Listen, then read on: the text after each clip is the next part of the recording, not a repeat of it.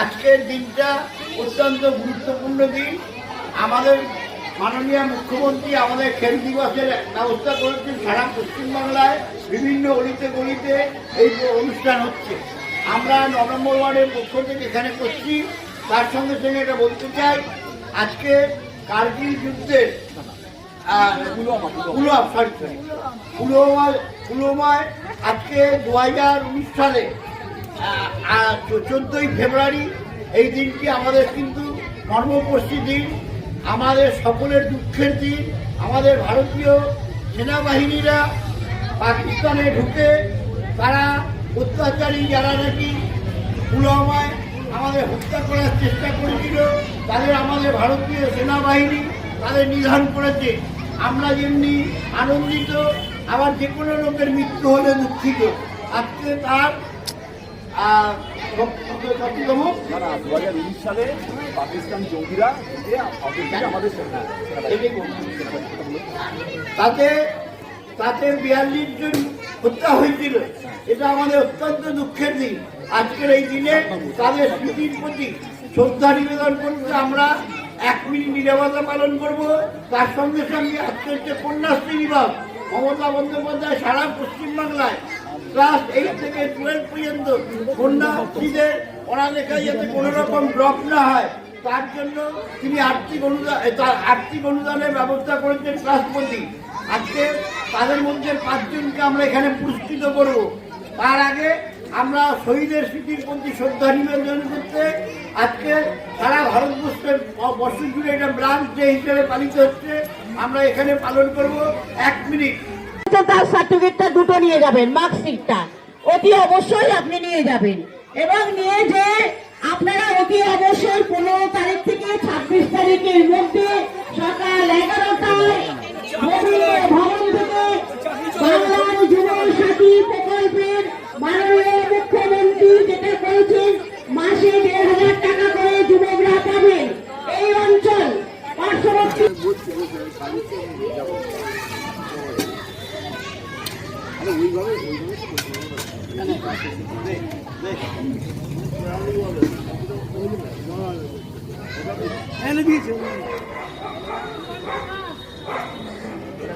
বলো জয় মা তারা, জয় তারা, জয় তারা। চলো খেলা শুরু, জয় বাংলা।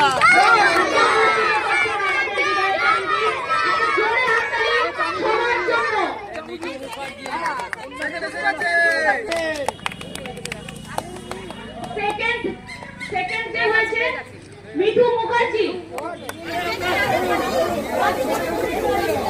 কচিকা যারা আমার সোনারা, তোমরা তোমার নামটা শোনো, শুনিয়ে তোমরা লাইনে পরপর দাঁড়াবে, নামটা ভালো করে শুনবে। চামচগুলিতে প্রথম যার নাম রয়েছে প্রাঙ্গণে যুব সাথী, বাংলার যুব সাথী প্রোগ্রামের জন্য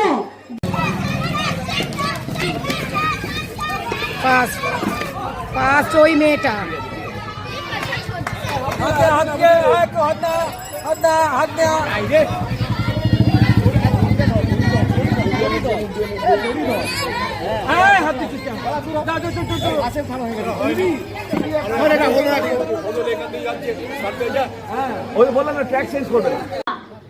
হাত পেছনে, সবার হাত পেছনে রাখুন, সবার হাত পেছনে।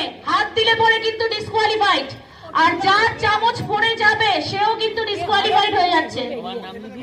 হ্যালো, চামচগুলির তোমরা খুব ভালো করে জেনে রাখো, চামচগুলিতে এত সুন্দর সারা, তাতেই বোঝা যাচ্ছে যে 26 নির্বাচনে যে কি রেজাল্ট হতে চলেছে সেটা এখন থেকেই তোমরাই দেখতে পাচ্ছ। এবং রামকৃষ্ণ দা এখন থেকে সবাইকে দৌড়ানো প্র্যাকটিস করাচ্ছে। ইলেকশনের সময় এক্ষুনি তো দৌড়াতে হবে সবাইকে, তো সবাই মিলে একটা স্বতঃস্ফূর্তভাবে, যদিও বা আমরা মাথায় রেখেছি যে উচ্চ মাধ্যমিক পরীক্ষা চলছে, এই জন্য আমরা বক্স মানে ছোট বক্স মাইকে করছি। আমরা চাই না যে কোনো পরীক্ষার্থীরা কোনোভাবে ডিস্টার্বড হোক, ওই জন্য এই টাইমটাতে আমরা ছোট বক্স বাজিয়ে জিনিসটা করছি। কিন্তু তোমরাই দেখতে পাচ্ছ যে বাচ্চা থেকে শুরু করে বড় থেকে শুরু করে বয়স্ক থেকে শুরু করে সবাই পার্টিসিপেট পার্টিসিপেট করছে। এটাই আনন্দ, এটাই মমতা বন্দ্যোপাধ্যায়ের মা মাটি মানুষের সরকারের প্রকল্পের কামাল আমি বলবো। এবং উনি যেভাবে জনমুখী বাজেট ঘোষণা করেছেন, মহিলারা তো খুব খুশি। সাথে সাথে উনি যুবকদের কথাও ভেবেছেন এবং যুব সাথী উনি অ্যানাউন্স করেছেন, ঘোষণা করেছেন, যেখানে বেকার যুবক যারা মাধ্যমিক পরীক্ষার পর যারা হয়তো চাকরি খুঁজছে, সেরকম ব্যক্তি থাকলে 5 বছর পর্যন্ত রেজিস্ট্রেশন হবে, 5 বছর পর্যন্ত 1,500 টাকা করে প্রত্যেক মাসে দেওয়া হবে। দেখো, মুখ দেখে কেউ কাউকে 1 পয়সাও কিন্তু ঘরে এসে দিয়ে যায় না, দেয় শুধুমাত্র মমতা বন্দ্যোপাধ্যায়। তাই মা মাটি মানুষ জিন্দাবাদ। আগামীকাল থেকে আমাদের ক্যাম্প হবে, তো আগামীকাল থেকে আমাদের রবীন্দ্র ভবনে যুব সাথীর রেজিস্ট্রেশনের ক্যাম্প শুরু হবে। সেখানে যারা যারা ইন্টারেস্টেড আমি সবাইকে আমন্ত্রণ জানাচ্ছি, যে যদি ক্রাইটেরিয়া ম্যাচ হয়, যে মাধ্যমিক পরীক্ষা দিয়েছে, চাকরি খুঁজছে 5 বছরের জন্য, সরকারের পক্ষ থেকে একটা আর্থিক মানসিক সহায়তা মা মাটি মানুষের সরকার প্রদান করছেন। এর জন্য আমরা মমতা বন্দ্যোপাধ্যায়কে মন থেকে কৃতজ্ঞতা জানাচ্ছি।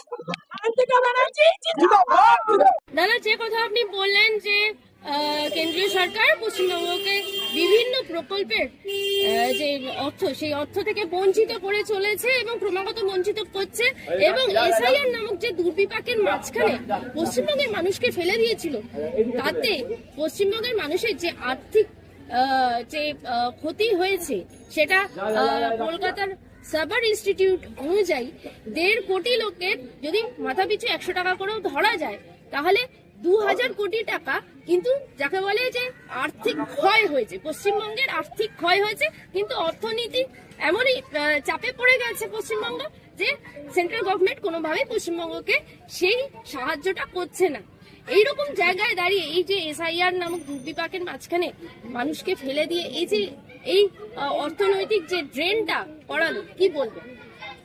আমরা তো এসআইআর পক্ষে কোনোদিনই ছিলাম, আমরা এসআইআর পদ্ধতির বিরুদ্ধে ছিল। অতি অল্প সময়ের মধ্যে এসআইআর হয় না, কখনো হয়নি। এসআইআর প্রত্যেক বছর হয়, একটা সামারি রিভিশন প্রত্যেক বছর জানুয়ারিতে হয়। 19 বছরের ছেলেমেয়েরা নাম তোলে, 18 বছর ছেলেমেয়েরা নাম তোলে, আর যারা মারা গেছে সেই সমস্ত মৃত লোকের নাম কাটা যায়। কিন্তু এবারের যে এসআইআর প্রক্রিয়া একটা রাজনৈতিক প্রকল্প নিয়ে ঢুকেছে। কারণ এসআইআর ফর্ম বাড়ি বাড়িতে নাম ইনক্লুশনের জন্য দেওয়ার পর তারা যখন জমা দিয়েছে, সেখানেই দেখার উচিত ছিল যে আকারটা ইকার হবে না হস্তইকারটা দীর্ঘইকার হবে। জমা নেওয়ার আগেই দেখার দরকার ছিল। আর এইগুলো দেখেই শুনেই নিয়েছে। তারপরেও একের জায়গায় 2 জায়গায় 3-4 বার করে এক একটা লোককে হয়রানি করে। তারা কাজকর্ম ছেড়ে তারা গিয়ে এই রোদ্দুতে বা ভিড়ের লাইন দিয়েছে। আমার যেমনি একটা ভদ্রলোক মাটা হাই স্কুলে হেয়ারিং ছিল, পুনে থেকে ভদ্রমহিলা এসছে 26,000 টাকা খরচা করে, আবার 26,000 খরচা করে তাকে যেতে হবে। কেন? এসআইআরে একটা আকার ভুল। আরে বাবা, এ তো নিজেরাই করে নিতে পারে, এটা স্বাভাবিক ব্যাপার। আমার যদি রয়াকার রাম, আমি যদি র না দিই রম হয়ে যাবে, এ তো তারাই বুঝতে পারে ব্যাপার, আমাকে আসতে হবে নাকি? আমি তো অনলাইনেও বলে দিলাম, তাও আমার নামটা কিন্তু ফিজিক্যালি আনছে। অনেক লোক 90 বছর 100 বছর হয়ে তাদের ফিজিক্যালি আনছে। সরকার নির্বাচন কমিশনার, মুখ্য নির্বাচন কমিশনার দিল্লি, সে নিজে ফতে হিয়ারিং করে দিয়েছে, বাড়িতে বসে আমরা হিয়ারিং নেব, তাও হয়। এটা একটা রাজনৈতিক চাল। যত রাজনৈতিক চাল করুক না কেন, যত রকম বন্দি ফিকুর করুক না কেন, এবার নির্বাচনে ভারতীয় জনতা পার্টির জায়গা হবে না, সিদ্ধান্ত নাই। দাদা, 30 বছর পর আবারও পুনরাবৃত্তি হলো ইতিহাসে। মাননীয় মুখ্যমন্ত্রী বাংলার অগ্নিকন্যা 30 বছর আগে যেমন এজলাসে দাঁড়িয়ে জিতেছিলেন, 30 বছর পরও তিনি সুপ্রিম কোর্টের এজলাসে বাংলার মানুষের নাগরিকত্বের দাবিতে তিনি জিতলেন। কি বলবেন? এটা অভাবনীয়। মানুষ দেখেছে, সারা ভারতবর্ষের মানুষ দেখে, বাংলার মানুষ সারা ভারতবর্ষের। মমতাদি যা ভাবেন তাই করে। তার ডিগ্রি আছে, সুপ্রিম কোর্টে লড়াই করেছে, সুপ্রিম কোর্টে ভারী কিন্তু পশ্চিমবঙ্গ সরকারের পক্ষে গেছে। মানুষকে বাঁচাবার লক্ষ্যকে সামনে রেখে মমতা ব্যানার্জি অন্য যারা আইনজ্ঞ তাদের সাথে তিনি ট্রিট করেছেন। নিচে মহামান্য আদালত রায় দিয়েছে নির্বাচন কমিশনের। খেলা দিবস না, না, পালন না, করছো লম্বা এবং তৃণমূল কংগ্রেসের এই মূল বার্তা সামনেই 26-এ ইলেকশন, ঠিক আছে, সেখানেই খেলা দিবস দিয়ে শুরু হচ্ছে, কি বলবে? শুধু খেলা দিবস নয়, এই গত 3 মাস ধরে আমাদের দলের পক্ষ থেকে কতগুলো জনমুখী প্রকল্প যা মানুষের অন্তরে যাতে পৌঁছয় সেই লক্ষ্যকে সামনে রেখে আমরা উন্নয়নের পাঁচালী করেছি। আমরা ঘরে ঘরে লক্ষ্মী এলইডি স্ক্রিনে দেখিয়েছি। আর আজকে হচ্ছে খেলা দিবস। এই এলাকার সমস্ত ছোট ছোট ছেলে মেয়ে বড় বয়স্ক সবাইকে নিয়ে বিভিন্ন রকম ইভেন্টের ব্যবস্থা করেছি। ইভেন্টের শেষে যারা প্রথম দ্বিতীয় তৃতীয় হবে তাদের আমরা পুরস্কারও করব। এই মঞ্চে আসার কথা আমাদের বিধায়ক মাননীয়া সায়ন্তিকা বন্দ্যোপাধ্যায় সহ বিশিষ্ট ব্যক্তিরা, তাদের উপস্থিতিতে এই প্রাইজগুলো আমরা প্রদান করব। লক্ষ্য একটাই, আগামী বিধানসভা নির্বাচন মমতা বন্দ্যোপাধ্যায় সারা পশ্চিমবাংলায় যে ধরনের উন্নয়ন করেছেন, ও এই উন্নয়নকে সামনে রেখে মানুষের কাছে প্রচার অভিযানের লক্ষ্যকে সামনে রেখে এই ধরনের কর্মযজ্ঞ। আশা করি আগামী লোকসভা বিধানসভা নির্বাচন যে মাসেই হোক না কেন, এবছর আমরা গতবারের নির্বাচনে যে ভোট পেয়েছি বা সিট পেয়েছি তার থেকে অন্তত 25টা হলেও বাড়তি সিট পাবো। আমার মনে হয় মমতা বন্দ্যোপাধ্যায় চতুর্থবারের জন্য মুখ্যমন্ত্রী হয়ে তার সিটের সংখ্যা হবে 250। আর বাকি যারা চিৎকার করছে, চিল্লামিল্লি করছে, কুরচনা কুকথা বলছে, মানুষ তাদের রিজেক্ট করবে, রিজেক্ট। আর পশ্চিমবাংলায় তাদের রাখবে না এই দলগুলো। সিপিএম পার্টি যেমনি শূন্যে হারছে, আর আরেকটা দল যে মুখ্যমন্ত্রী হওয়ার স্বপ্ন দেখছে সে মহাশূন্যে চলে যাবে।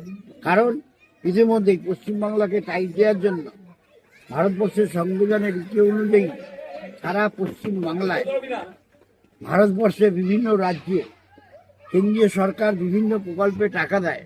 একমাত্র পশ্চিমবাংলায় 2,00,000 কোটি টাকা বিভিন্ন প্রকল্পে আটকে রেখে দিয়েছে মমতা বন্দ্যোপাধ্যায়। সরকারি তহবিল থেকে যেগুলো অন্য অন্য কাজে ব্যবহার করবে ভেবেছেন, সেই তহবিল থেকে এই কাজগুলো, এই টাকাগুলো মেটানোর ব্যবস্থা করছেন। যেমনি 100 দিনের কাজ টাকা বন্ধ, যেমনি আবাস যোজনা, নিজের বাড়ি নিজে করো টাকা বন্ধ, এই ধরনের বহু প্রকল্পের টাকা বন্ধ করে দিচ্ছে পশ্চিমবঙ্গ সরকার। তার নিজের তহবিল থেকে এইগুলো করে মানুষের চাহিদা মেটাচ্ছে। এই জিনিস বেশি দিন চলতে পারে না। আগামী নির্বাচনে মানুষের যোগ্য জবাব দেবে।